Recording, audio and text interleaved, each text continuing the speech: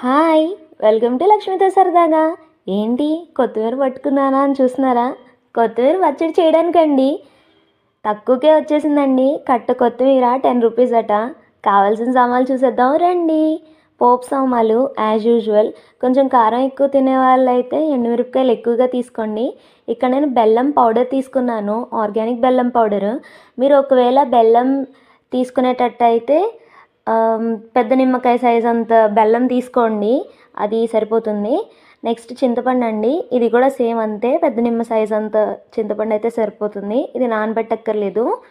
నేను ఇక్కడ కారం కొంచెం ఎక్కువగానే వేస్తున్నాను, ఒక 11 to 12 పచ్చిమిర్చి తీసుకుంటే సరిపోతుంది. ఇంకా సరిపడినంత ఉప్పు. ఇప్పుడు మనం కొత్తిమీర కట్ చేసేసుకుందాము.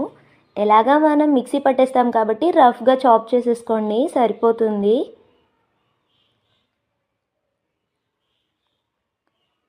ఇందాక చూపించిన పోపు అంతా కూడా మాడకుండా జాగ్రత్తగా వేయించేసుకోండి. ఇప్పుడు ఒక మిక్సీ జార్లోకి వేయించిన పోపు, ముందుగా చూపించిన బెల్లం పొడి, సరిపడినంత ఉప్పు, ఇంకా పచ్చిమిర్చి యాడ్ చేసేసుకుంటున్నాను.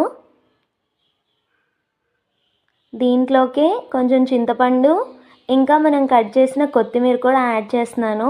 ఇది అంతా ఒకటేసారి యాడ్ చేసుకొని అవసరం లేదు, కొంచెం కొంచెంగా యాడ్ చేసుకోండి, బాగా గ్రైండ్ చేసుకోండి. కొంచెం పోపు అనేది పక్కన పెట్టుకుని ఉంచుకోండి. మనం మొత్తం మిక్సీ పట్టేసిన తర్వాత లాస్ట్లో ఆ పోపు అనేది కలుపుకుంటే కరకరలాడుతూ చాలా బాగుంటుందండి పచ్చడి. అంతే, ఈ సింపుల్ రెసిపీ చూసారు కదా, మీరు కూడా తప్పకుండా ట్రై చేయండి. కొత్తిమీర స్వీట్ చట్నీ చాలా చాలా బాగుంటుంది. దోశల్లోకైనా కానీ అన్నంలోకైనా కానీ తప్పకుండా ట్రై చేయండి. ఎలా కుదిరిందో కామెంట్స్లో చెప్పడం మర్చిపోకండి.